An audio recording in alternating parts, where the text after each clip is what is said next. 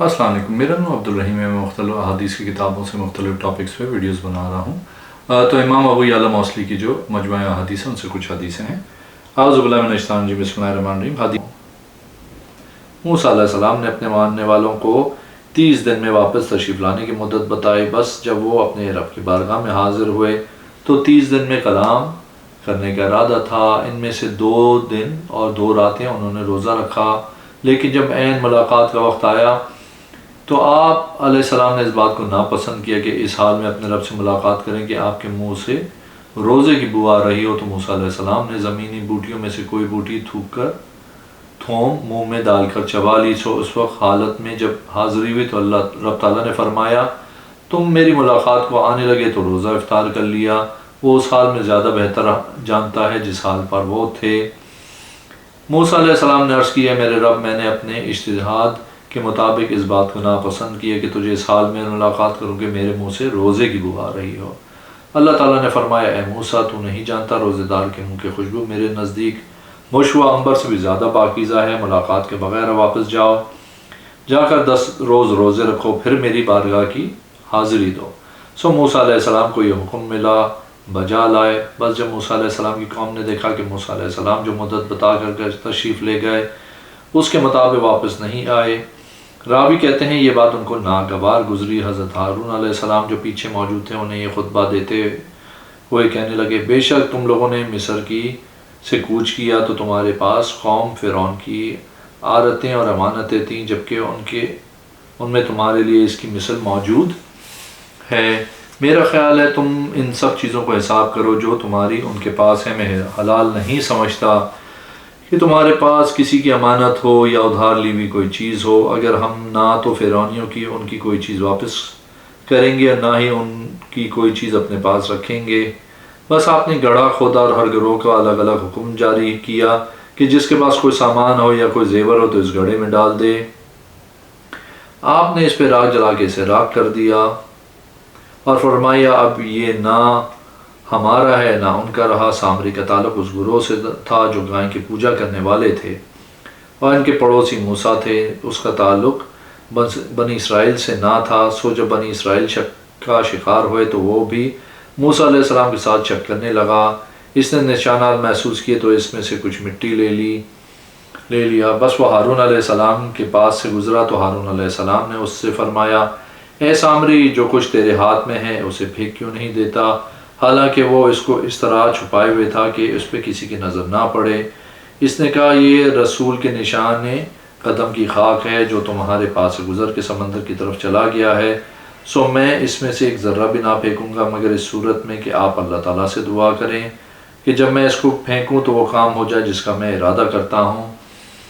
سو حضرت ہارون علیہ السلام نے اس کے حق میں دعا کی۔ اس نے کہا، میں ایک بچڑا بنانا چاہتا ہوں۔ سو جو کچھ سامان، زیور، تانبا، لوہا اس گڑھے میں موجود تھا اس نے اکٹھا کر لیا اور ایک ایسا بچڑا تیار کیا جو اندر سے خالی تھا، اس میں روح نہ تھی لیکن وہ گائے کی طرح ڈکارتا تھا۔ حضرت عبداللہ بن عباس رضی اللہ تعالیٰ عنہ کا قول ہے، میں اللہ کی قسم کھا کے کہتا ہوں کہ اس بچڑے کی اپنے سرے سے کوئی آواز نہ تھی، بس اس کے پیچھے سے ہوا داخل ہوتی تھی جو اس کے آگے سے منہ کی طرف نکلتی تھی اور ایک آواز آتی تھی۔ اس وجہ سے بنی اسرائیل گروہوں میں بڑھ گئے۔ بس ان میں سے ایک گروہ نے کہا، اے سامری، یہ کیا ہے؟ سو اسے تو ہی سب سے زیادہ جانتا ہے۔ اس نے کہا، یہ تمہارا رب ہے، لیکن موسیٰ علیہ السلام نے تمہیں گمراہ کیا، صحیح رب کا پتہ نہیں دیا۔ اور ایک گروہ بولا، ہم سامری کی اس بات کو اس وقت تک جھوٹا نہ کہیں گے جب تک موسیٰ علیہ السلام ہمارے پاس واپس نہیں آ جاتے۔ بس اگر یہ ہمارا رب ہے تو ہم اسے ضائع نہ کریں گے، اس کے بارے میں ہم اپنے عجز کا اظہار کریں گے جب ہم نے اسے دیکھ لیا، اور اگر یہ ہمارا رب نہیں تو ہم موسیٰ علیہ السلام کی پیروی کریں گے۔ ایک گروہ نے کھلے لفظوں میں کہا، یہ شیطانی کام ہے، نہ یہ ہمارا رب ہے، نہ ہم اس میں ایمان لائیں گے، نہ اس کی تصدیق کریں گے۔ لیکن بچڑے کے بارے میں جو کچھ سامری نے کہا، ایک گروہ کے دل میں اس کی بات گر گئی اور انہیں اسی کا نشہ چڑھ گیا۔ انہوں نے اعلان تکذیب کی۔ سو حضرت ہارون علیہ السلام نے ان سے فرمایا، اے میری قوم، تم تو اس سے فتنے میں مبتلا ہو گئے اور اس میں کوئی شک نہیں کہ تمہارا رب تو وہ ہے جو بے حد مہربان ہے۔ معاملہ اس طرح نہیں جس طرح تم نے سمجھا ہے۔ ان لوگوں نے کہا موسیٰ علیہ السلام کو کیا ہوا ہے؟ انہوں نے ہم سے 30 دن کا وعدہ کیا، پھر وہ لوٹ کے ہمارے پاس نہیں آئے، حالانکہ 40 دن گزر گئے ہیں۔ ان میں سے جو بے وقوف تھے انہوں نے کہا لگتا ہے موسیٰ علیہ السلام اپنے رب تک پہنچنے کا راستہ بھول گئے ہیں، وہ اپنے رب کو تلاش کرتے پھر رہے ہوں گے۔ موسیٰ علیہ السلام نے ان کے رب سے کلام فرمایا اور انہوں نے کہا جو کچھ کہا خدا جانے یا موسیٰ جانے۔ حضرت موسیٰ علیہ السلام تشریف لے جانے کے بعد قوم جس فتنے میں مبتلا ہوئی، آپ علیہ السلام کو اس کی خبر دی گئی۔ موسیٰ علیہ السلام اپنی قوم کی طرف اس حالت میں آئے کہ غصے میں بھی تھے اور اس حالت میں پر افسوس کر رہے تھے، ان کی حالت پہ افسوس کر رہے تھے۔ موسیٰ علیہ السلام نے اپنی قوم سے جو کچھ کہا وہ آپ لوگوں نے قرآن کی زبان میں سن لیا ہے۔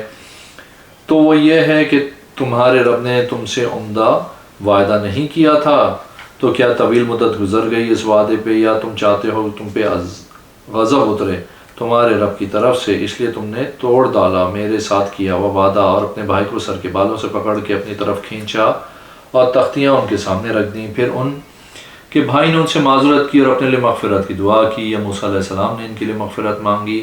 اس کے بعد آپ علیہ السلام سامری کی طرف متوجہ ہوئے اور اسے فرمایا تمہیں کس چیز نے یہ کام کرنے پہ ابھارا؟ اس نے جواب دیا میں نے رسول کی سواری کے نشان قدم کی خاک سے مٹھی بھر لی اور اس بارے میں غور و فکر کیا، اس طرح میرے لیے میرے نفس نے یہ بات سیدھی کر دی۔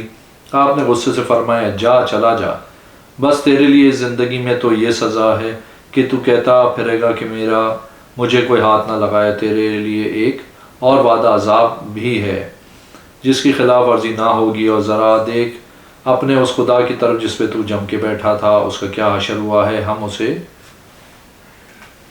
لا ڈالیں گے، پھر ہم اس سمندر میں اس کی راکھ کو بہا دیں گے، اور اگر یہ معبود برحق ہوتا تو بنی اسرائیل نے یقین حاصل کیا اور رشک کرتے ہوئے خوش ہوئے۔ وہ لوگ جن کا نظریہ اس بارے میں حضرت ہارون علیہ السلام کی مانند تھا، ان میں سے ایک جماعت نے موسیٰ علیہ السلام سے عرض کی اپنے رب سے دعا کرے کہ وہ ہمارے لیے توبہ کا دروازہ کھول دے، جو کچھ ہم نے کیا ہے ہم اسے توبہ کرتے ہیں، وہ ہمارے اس برے عمل کو مٹا دے جس کے ہم مرتکب ہوئے ہیں۔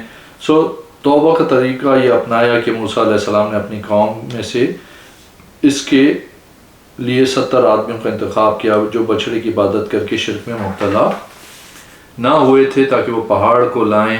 بس آپ علیہ السلام ان کو لے کے چلے تاکہ سب کے لیے اپنے رب سے توبہ کا سوال کریں۔ ان پہ زمین پہ زلزلہ طاری ہو گیا، اللہ تعالیٰ کے نبی کو اپنی پوری قوم اور ان کے نمائندہ وفد سے حیا آ گئی۔ جب ان کے ساتھ وہ کچھ ہونے لگا جو ہونے لگا، آپ علیہ السلام نے اپنے رب کی بارگاہ میں یہ عرض کی اے میرے رب، اگر تو چاہتا ہے تو ان لوگوں کو اس کام کا ارتکاب کرنے سے پہلے ہی مار ڈالتا اور خود مجھے ہی، لیکن کیا تو ہمیں ایک ایسے کام کی سبب ہلاک فرمانا چاہتا ہے جو ہمیں سے چند بے وقوفوں نے کیا، حالانکہ ان میں وہ لوگ بھی تھے جن کو اللہ نے بر وقت مطلع کر دیا تھا اس پہ جو اس ایمان کی وجہ سے بچھڑے کی محبت ان کے دل میں گھر چکی تھی، اسی وجہ سے زمین کانپنے لگی۔ فرمایا میری رحمت ہر چیز پہ وسیع ہے، میں اپنی رحمت ان لوگوں کے لیے خاص کر دوں گا جنہوں نے تقوی اختیار کیا، زکوٰۃ دیتے رہیں، اور ان لوگوں کو اپنی رحمت سے عطا کروں گا جو ہماری آیتوں پہ ایمان لاتے ہیں، وہ لوگ جو اس رسول امی کی اتباع کرتے ہیں جنہیں وہ اپنے پاس تورات و انجیل میں لکھا ہوا پاتے ہیں۔ آپ نے عرض کیا ہے میرے رب، میں نے اپنی قوم کے لیے تجھ سے توبہ کا سوال کیا ہے، تو نے فرمایا بے شک تیری رحمت میری قوم کے علاوہ کسی اور قوم کے لیے خاص ہے، کاش تو مجھے مہلت دے یہاں تک میں اس ہستی کی امت میں زندہ ہو کے اٹھوں جس پہ تو نے بے شمار رحمتیں فرمائی ہیں۔ اللہ تعالیٰ نے فرمایا ان کی توبہ یہ ہے کہ ان میں سے ہر آدمی اس کو قتل کرے جو اسے ملے، خواہ اس کا والد ہو یا بیٹا، وہ اسے اپنی تلوار سے قتل کرے اور اس بات کی پرواہ نہ کرے کہ اس نے کس کو قتل کیا۔ آئے وہ لوگ جو موسیٰ ہارون پہ مخفی تھے، ان کے گناہوں پہ اللہ تعالیٰ نے مطلع نہ فرمایا تھا، انہوں نے آ کے اپنے گناہوں کو اعتراف کیا اور وہ کام کیا جن کا انہیں حکم دیا گیا، اللہ تعالیٰ نے قاتل و مقتول دونوں کو معاف فرما دیا۔ پھر حضرت موسیٰ علیہ السلام دونوں کو لے کے ارض مقدس کی طرف چلے، اور جب ان کا غصہ ختم ہو گیا تو تختیاں بھی اٹھا لیں۔ آپ نے ان سب کو وہ حکم سنایا جو آپ کو سنایا گیا تھا کہ وہ چند وظائف ادا کریں۔ یہ چیز ان پہ گناہ گزری، یعنی وظائف پڑھنا ان کو مشکل لگے اور انہوں نے اس کے اقرار سے انکار کیا، اللہ نے ان پہ پہاڑ کو اسی طرح کھڑا کر دیا گویا کہ وہ بادل چھتری ہے۔ وہ ان سے قریب ہو گئے یہاں تک کہ انہیں اس بات کا خوف ہوا کہ پہاڑ ان پہ گر پڑے گا۔ سو انہوں نے کتاب اللہ کو اپنے دائیں ہاتھ میں تھاما اس حال میں کہ وہ پہاڑ و زمین کی طرف اپنے کان لگائے ہوئے تھے۔ کتاب ان کے ہاتھوں میں تھی، وہ پہاڑ کی طرف دیکھ رہے تھے اور ساتھ ہی یہ خوف طاری تھا کہ کہیں پہاڑ ان پہ گر پڑے۔ پھر وہ چلتے چلتے ارض مقدس تک پہنچ گئے۔ سو انہوں نے وہاں ایک شہر دیکھا جس میں ایک ایسی جابر قوم موجود تھی جس کی شکلیں ایسی مخروط تھیں جو دیکھنے کے قابل نہ تھی، اور ان کے پھلوں کے بارے میں انہوں نے امر عجیب کا تذکرہ کیا کہ وہ بڑے بڑے تھے۔ سو انہوں نے حضرت موسیٰ علیہ السلام سے کہا، اے موسیٰ، بے شک اس میں تو جبار قوم رہتی، اس کے مقابلے میں ہماری طاقت ہیج ہے، بس ہم تو اس شہر میں نہ داخل ہوں گے جب تک وہ موجود ہیں، بس اگر وہ اس سے نکل جائیں تو ہم داخل ہو سکتے ہیں۔ ان میں سے 2 آدمیوں نے کہا جو جبار لوگوں سے ڈر رہے تھے کہ ہم موسیٰ علیہ السلام پہ ایمان لائے۔ سو وہ آپ علیہ السلام کی طرف نکلے تو دونوں نے کہا، ہم اپنی قوم سے واقف ہیں، تم صرف ان کے جسموں اور ان کی تعداد کو دیکھ کے ڈر رہے ہو، کیونکہ نہ تو ان کے پاس مضبوط دل ہے نہ طاقت و ہمت ہے۔ سو وہ اندر داخل ہوئے تو ان پہ دروازہ بند کر دیا گیا۔ سو اگر تم داخل ہوئے تو تمہیں غالب ہوگے۔ راویوں کی ایک قوم کا قول ہے کہ ان کا تعلق موسیٰ علیہ السلام کی قوم سے تھا، اور حضرت سعید بن جبیر سے ایک روایت کے حوالے سے یہ گمان ہے کہ وہ دونوں جابر قوم سے تھے جو موسیٰ علیہ السلام پہ ایمان لائے۔ ان کا قول من الذین یخافون سے مراد وہ لوگ ہیں جن سے بنی اسرائیل ڈر رہے تھے۔ انہوں نے کہا، اے موسیٰ، ہم کبھی بھی اس شہر میں داخل نہ ہوں گے جب تک وہ گروہ وہاں موجود ہے، سو آپ جائیں اور آپ کا رب، سو تم دونوں مل کے ان سے جنگ کرو، ہم تو بس یہیں بیٹھے ہوئے ہیں۔ سو انہوں نے حضرت موسیٰ علیہ السلام کو غصہ دلایا، آپ نے ان کے لیے بدعا کی اور انہیں فاسق و فاجر کہا، حالانکہ ان سے پہلے آپ نے ان کے لیے کبھی بدعا نہ فرمائی تھی۔ اب اس وجہ سے کی کہ انہوں نے نافرمانی کی اور برائی کا ارتکاب کیا، یہاں تک کہ انہیں یہ دن دیکھنا پڑا۔ اللہ تعالیٰ نے موسیٰ کی عرض کو شرف قبول بخشا اور ان لوگوں کو اسی طرح فاسق کہا جس طرح موسیٰ علیہ السلام نے انہیں فاسق فرمایا، اور 40 دن تک ان لوگوں کو مقدس زمین میں نہ پہنچنے دیا۔ وہ زمین میں ادھر ادھر گھومتے رہے، حتیٰ کہ ہر روز صبح ایک ہی جگہ کرتے تھے، جبکہ پوری رات سفر کرتے، بس وہ چلتے ہی رہے، انہیں چین نصیب نہ ہوا۔ پھر بادلوں نے انہیں طے میں گھیر لیا اور ان پہ من و سلوہ اترا۔ انہیں ایسے کپڑے عطا کیے جو نہ میلے ہوتے تھے نہ پھٹتے تھے۔ ان کے درمیان ایک مربع شکل کا پتھر بنا دیا اور موسیٰ علیہ السلام کو حکم دیا۔ سو انہوں نے اس پتھر کو اپنے عصا سے مارا تو اس سے 12 چشمے نکلے، ہر کونے میں 3 چشمے تھے۔ ان میں سے ہر گروہ وہ اپنا چشمہ پہچان لیا جس سے انہوں نے پینا تھا۔ وہ جہاں بھی کوچ کر کے جاتے وہیں اس پتھر کو پاتے، اسی جگہ جہاں وہ ایک دن پہلے ہوتا تھا۔ یہ حدیث حضرت ابن عباس رضی اللہ تعالیٰ عنہ لے کے نبی کریم صلی اللہ علیہ وسلم تو مرفوع ہے، یعنی درمیان میں کوئی راوی خذف نہیں، اور یہ بات میرے نزدیک تصدیق شدہ ہے کہ حضرت معاویہ نے حضرت ابن عباس سے بلا واسطہ سنا اور یہ حدیث بیان کی۔ بس انہوں نے اس بات سے انکار کیا کہ فرعونی وہ شخص تھا جس نے موسیٰ علیہ السلام پر مقتول کا راز افشاں کیا۔ انہوں نے کہا، کیسے افشاں کیا، حالانکہ نہ اسے علم تھا نہ اس پہ کوئی ایسی بات ظاہر ہوئی تھی۔ ہاں، اگر وہ اسرائیلی تھا جو وہاں حاضر تھا اور اس نے اسے مشاہدہ کیا، سو حضرت ابن عباس غصے ہوئے حضرت معاویہ کا ہاتھ پکڑ کے حضرت سعد بن مالک زہری تک لے گیا اور کہا، اے ابو اسحاق، کیا آپ کو وہ دن یاد ہے جب رسول اللہ صلی اللہ علیہ وسلم نے ہم سے موسیٰ علیہ السلام کے مقتول کا بیان کیا، فرعونی میں سے جس کو اسرائیل نے قتل کیا؟ تو اس بات پہ موسیٰ علیہ السلام پہ اسرائیلی نے افشا کیا یا فرعونی نے؟